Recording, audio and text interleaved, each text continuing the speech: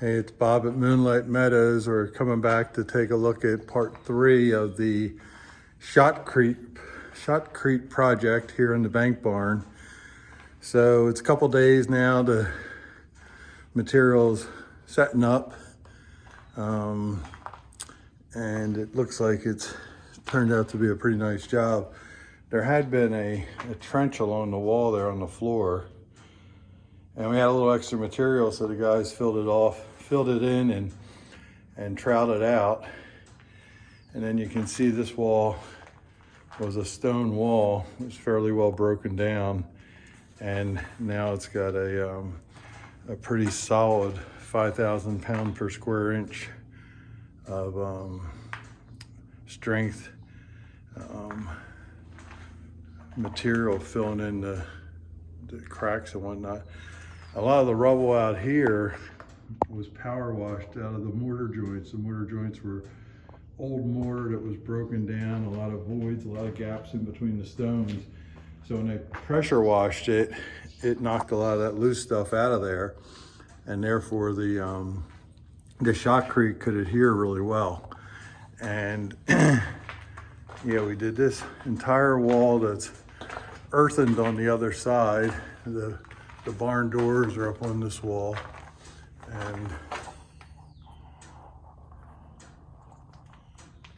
this is that alley that runs around.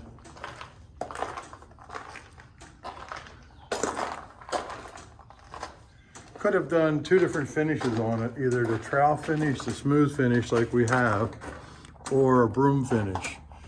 And there's a little pro and con to each one. The pros with this is it's easier to keep it clean. It's a smooth looking finish. We might actually paint it white to brighten up this stable here. The broom finish, these little ledges for dust to collect on, just gives you a different look. There's where the silo was.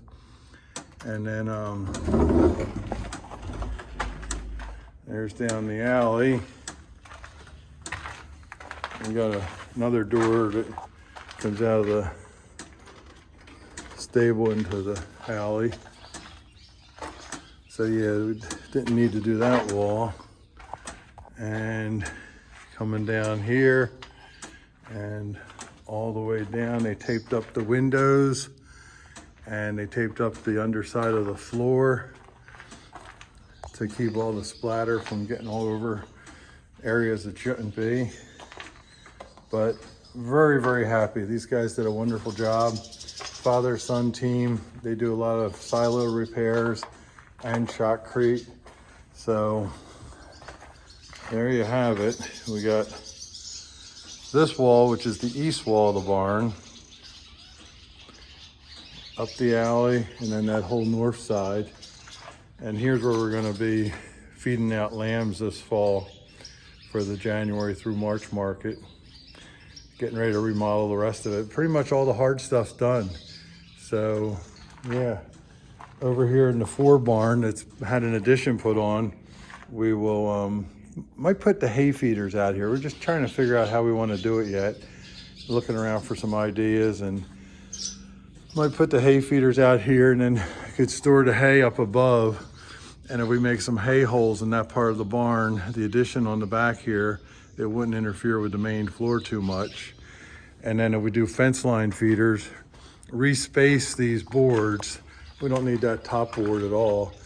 And then respace the board so between the first board from the ground and the second board, a lamb would be able to get its head through, and then put the troughs on the outside in the alley area, so we could walk around, not have to get in with the sheep. And we could do that around 3 sides. This side over here we wouldn't. But I think I figured we could put over 200 lambs in here and have adequate room for sizing. So that's a pretty good amount. And if we do the outside fence line feeders, then it probably makes sense to put the hay feeders over here. But it's also nice if you can do them together, so any of the hay that falls down can fall into the trough, and then they can eat the finer parts, and not as much hay is wasted. So we're just kind of figuring it out. I'm going to talk to a couple different guys that are feeding lambs, get some ideas, and then we'll make a decision which way to go. But yeah, I couldn't be happier with this wall. It's it'll give this barn another 100 years of life, and gives us a peace of mind that it's not going to settle and get worse. It's these old barns, if you don't keep them up, they tend to fall down, and it's a little bit of Americana getting lost, as well as a structure that could be used for something like feeding out lambs. And that's what we're going to do, is put it to use. There's no use not. So this fence will get brought out here to about where that rag is on the floor, and then it'll get built down here, and this will be the feed lot. And the truss will be around the perimeters of the wooden rails.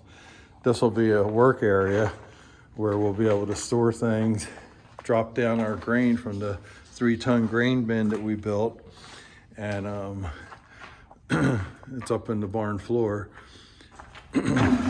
Drop down the feed into either a feed cart or buckets or whatever.